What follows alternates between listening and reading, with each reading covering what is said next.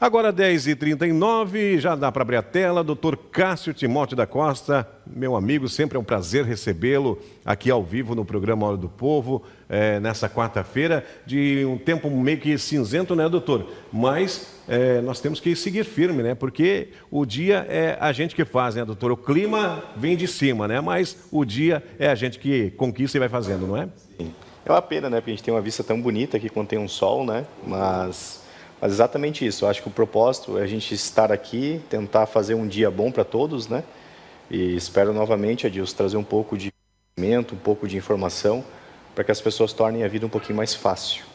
E é sempre um prazer para nós, como eu disse, receber o Dr. Cássio, né, que já é conhecido em toda a nossa região aqui, né, tem um escritório de advocacia e sempre com vários temas. O Dr. Cássio atua em várias áreas do direito, né, mas especificamente hoje veio falar a respeito de alteração do nome, doutor, no cartório, via cartório. É possível, não é? Essas dúvidas que vai persistir e que a gente vai entrar nesse tema são pertinentes. Aliás, já tem até uma pergunta. Bom dia, doutor. Posso alterar o meu nome indo diretamente em um cartório extrajudicial, doutor? Sim. Adilson, só a fim de justificar, claro. Como eu sou, na verdade, o sócio nominal de um escritório full service, que a gente fala que é um escritório que atende a várias demandas, e nós temos uma equipe grande, é por isso que eu acabo tendo a facilidade aqui de explicar várias áreas, né? Mas, naturalmente, a minha especialização é a parte de direito empresarial e direito civil.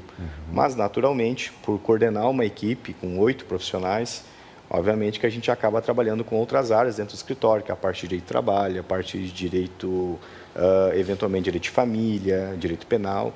Então, apenas para esclarecer e deixar claro aos eventuais telespectadores quais são as atuações que o escritório... A equipe é grande, né, doutor, de profissionais, né? E atende então, todos os... Exatamente. Então, assim, eu acabo tentando trazer aqui para o nosso programa, Dilson, essa questão de temas usuais, temas do dia a dia, questões práticas para a população, para que as pessoas possam utilizar isso com mais facilidade do que, eventualmente, ficar discutindo temas muito técnicos, sim, né? Sim. Então, hoje eu trago aqui a situação da alteração do nome através de cartório, que é uma situação que foi regulamentada e alterada por uma legislação em 2022 e que muitas pessoas ainda acreditam que precisam do Poder Judiciário para qualquer coisa, que às vezes acreditam que só vão poder alterar o nome se eventualmente tiver alguma situação pejorativa, ou alguma situação que causa constrangimento, e na verdade não é.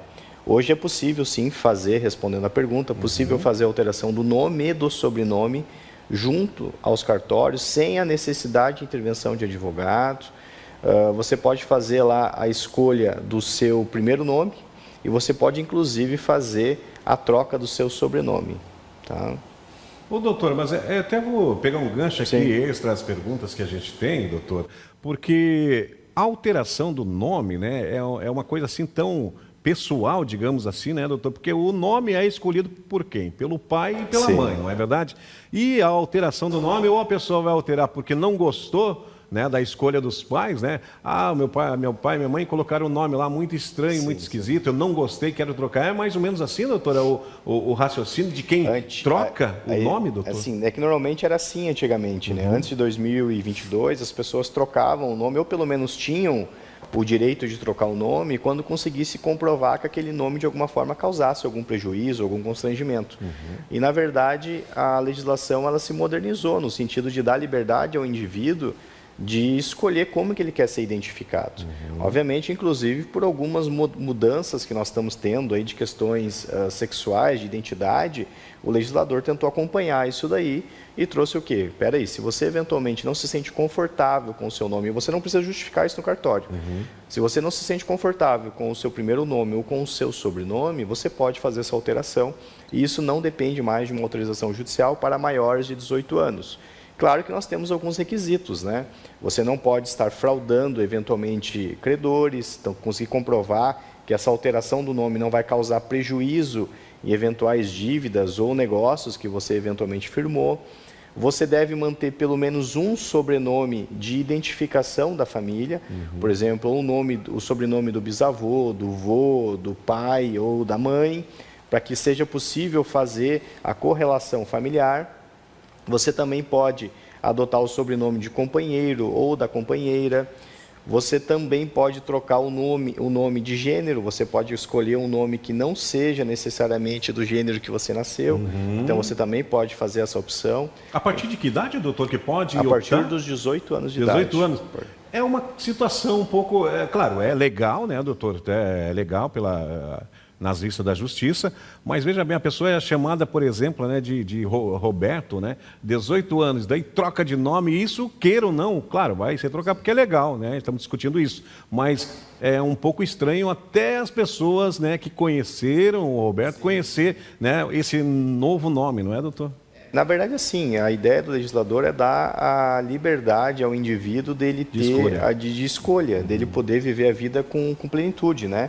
Mas, obviamente, tem várias ressalvas aí. Eu acho bem complexo do ponto de vista jurídico, porque nós temos um cidadão que é conhecido pela sociedade de uma forma, simplesmente do dia para a noite tem outro nome. Trocou de nome. Então, assim, até que ponto isso pode causar prejuízo ou fraudes a terceiros é complexo. Que nem o doutor falou, a pessoa tem que ter, né, digamos assim, vários motivos, né, doutor? Um deles também é, por exemplo, não estar devendo para a sociedade, né, doutor, para o comércio, de modo geral. Isso pode, talvez o juiz pode indeferir, doutor? Na verdade, o que acontece? Não depende de autorização judicial, faz direto no cartório. Para todos os efeitos, não precisa justificar. Então, tu não precisa nem justificar para o cartório por que você está alterando. Perfeito, doutor. E terceiro, a legislação ela não fala não estar devendo, ela fala não pode configurar eventualmente fraude a credores ou causar prejuízo a credores. Então, tecnicamente, cabe ao chefe de cartório lá analisar se aquela alteração, de um modo geral, considerando o histórico do interessado, ela tem o propósito de fraudar direitos de terceiros ou se eventualmente é puramente uma troca de nome por opção. Então, assim, não está mais vinculado à autorização de ninguém. A partir dos 18, se respeitado esses requisitos, ser maior de 18, manter pelo menos um sobrenome que faça vinculação à família, e não ficar demonstrado fraude a terceiros ou fraude a credores, é possível fazer assim a alteração do nome, do sobrenome, sem qualquer necessidade de autorização do chefe de cartório ou do próprio juiz. Perfeito. Hoje ao vivo o doutor Cássio Timóteo da Costa, advogado renomado aqui na nossa região, falando sobre se pode ou não pode. Já falou que pode, né? A questão ali de você alterar o seu nome e também o sobrenome, que sobre os requisitos o doutor já comentou e está falando aqui agora a pergunta, doutor, se pode ser alterado o nome e também o sobrenome. Os dois podem, né, doutor, na verdade, né? Porque às vezes, de memória, a gente acaba não lembrando. Memória do Povo desta quarta-feira. Eu vou te passar aqui, inclusive, a fim de elucidar e trazer explicação para todos. A lei é a 14.382 de 2022. Certo. É interessante deixar registrado para que, eventualmente, chegando no cartório, se encontrar alguma dificuldade, busque a legislação, porque, às vezes, até o próprio cartorário pode criar dificuldade, porque, por ser uma legislação nova... Começar a perguntar ou criar requisitos que a própria legislação não está exigindo. Então, é importante aí deixar registrado o número da legislação, para que os nossos telespectadores, se eventualmente buscarem esse mecanismo jurídico, não enfrente dificuldade até por desconhecimento do próprio cartório, porque acontece isso. Nós estamos lidando com pessoas, com profissionais, que às vezes desconhecem a atualização da legislação ou não conseguem compreender exatamente os detalhes, né? Então, faço esse registro a todos aí. Sim. Hoje, então, é um assunto muito pertinente. Ô, Juan, você gosta do seu nome? Quer trocar? Tá bom assim, Juan, mesmo? Tá ótimo? O Elcio, será que gosta do nome dele? Deve gostar, né? Nós vamos rapidinho ao nosso intervalo comercial e já voltamos com o doutor Cássio Timóteo da Costa, esclarecendo assunto pertinente para você, telespectador. Segura aí. Doutor Cássio, tem mais perguntas. Vamos aqui com a participação do nosso telespectador. Obrigado pela companhia, onde quer que você esteja. Ana Maria, obrigado mesmo. Doutor, qual é o custo estimado de toda esse quesito, né, doutor, de trocar o nome, cartório e tudo mais, né, doutor? Perfeito. É uma pergunta interessante, até para que as pessoas tenham a noção de despesas, né? Hoje, aproximadamente, Adilson, considerando a necessidade de algumas certidões que vão ser retiradas após a alteração, é por volta de R$ 150 a R$ 500 o custo estimado para que a pessoa consiga fazer todo esse procedimento administrativo. Perfeito, doutor. Tem gente que imagina, doutor, que o custo, né, para a troca do nome, vai no cartório, vai gastar muito dinheiro e é muito acessível, assim como também a facilidade que o doutor falou e comentou, que não precisa de entrar na justiça, né, para fazer essa mudança, né, de nome ou de sobrenome, não é, doutor? Na verdade é um mecanismo interessante, assim, é o que eu falo, a gente tem que analisar que toda legislação ela tem os pontos positivos e os pontos negativos. O legislador, talvez, quando ele pensou nessa alteração legislativa, que na verdade a lei dos registros públicos, ela alterou inclusive questões imobiliárias, outras questões de certidões, então essa legislação acabou alterando bastante coisa. Talvez quando pensou na ideia de dar a possibilidade do indivíduo alterar o seu pronome sem justificar nada, sem apresentar qualquer justificativa, é entregar o cidadão, entregar ao indivíduo a liberdade total de exercer a sua cidadania de forma plena, inclusive optando como quer ser reconhecido, né? Claro que o sobrenome existe uns requisitos um pouco mais elaborados, tem que manter um vínculo com a família, tem que ter, de um modo geral, uma justificativa um pouco mais elaborada. Por uma questão óbvia, obviamente, de segurança jurídica, mas o pronome, que é o primeiro nome, né, que a gente fala, a gente não tem essa necessidade aí de justificar, inclusive, e pode simplesmente chegar no cartório e fazer essa alteração. Uma vez. Se eventualmente tiver que alterar de novo, daí vai ter que buscar a justiça para fazer isso, tá? A pessoa tem direito a fazer apenas uma vez. Apenas uma vez, hein? Não dá para estar trocando o nome, não é assim que funciona. Vamos lá, tem mais perguntas? Bom dia, doutor. A escolha do sobrenome, doutor, deve respeitar, doutor, alguma regra específica, doutor? Sim, de regra, a legislação ela traz a questão de manter um sobrenome para trazer vínculo à família. Então, por mais que você opte, por exemplo, eu quero adotar o sobrenome do meu companheiro ou da minha companheira, ou do meu padrasto, por exemplo. Você pode, sem problema nenhum, se você é maior de idade. Contudo, é necessário que você mantenha pelo menos um sobrenome da sua família natural, para que haja possibilidade de identificação da linha, né, de sucessão familiar. Então, você precisa pelo menos manter um sobrenome. Você não consegue excluir todo o sobrenome e apenas botar um sobrenome, por exemplo, de reconhecimento socioafetivo ou alguma coisa assim. É necessária a manutenção de pelo menos um sobrenome.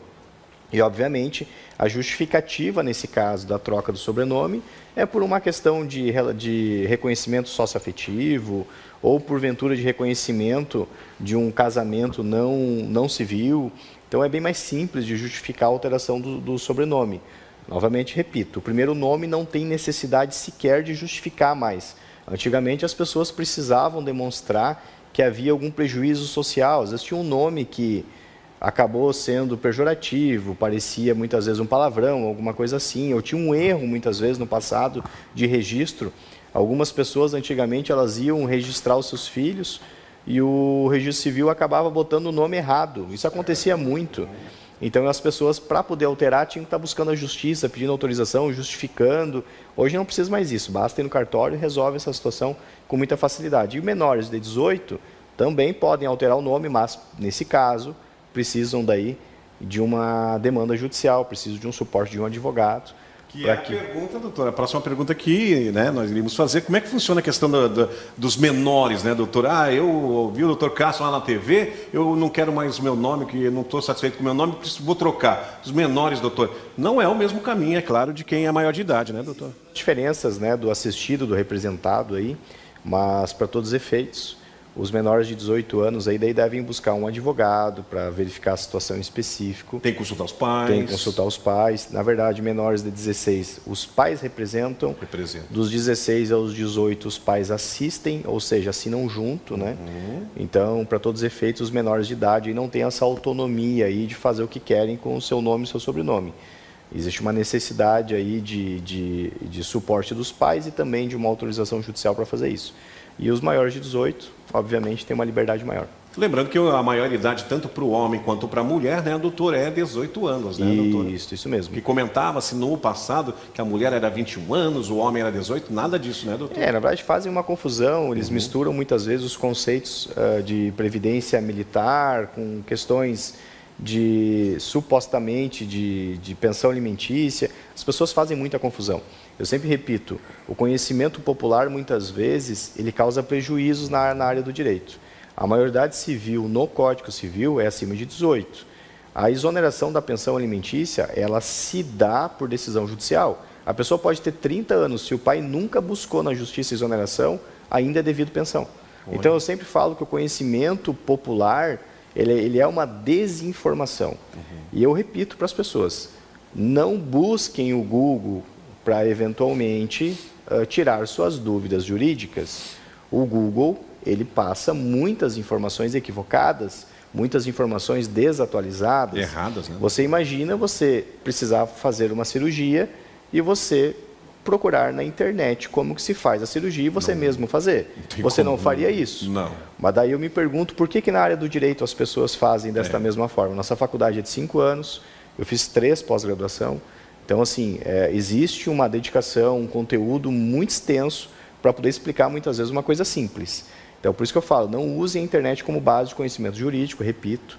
Procurem sempre um profissional habilitado, procurem informações consolidadas, informações seguras, porque a desinformação causa prejuízo. Senão ficaria muito fácil, né, doutor? Todo mundo resolver todos os problemas, inclusive faculdade, né, pela internet, né? Eu fico meio assim, né, doutor? Mas tem e um monte, né? Agora, será que o conteúdo vai ser o mesmo que o doutor Cássio enfrentou ao longo de vários anos, pós-graduações, na sala de aula, indo, frequentando, né, ali presencial? Não é a mesma coisa, né, doutor? Com certeza. Inclusive tinha uma disputa muito grande, né, Dilson, fazendo uma brecha do que tu puxou. Sim. Sobre a possibilidade do MEC autorizar o curso de Direito na modalidade IAD. Nossa. O curso de Direito foi proibido, o curso de Direito tem que ser presencial.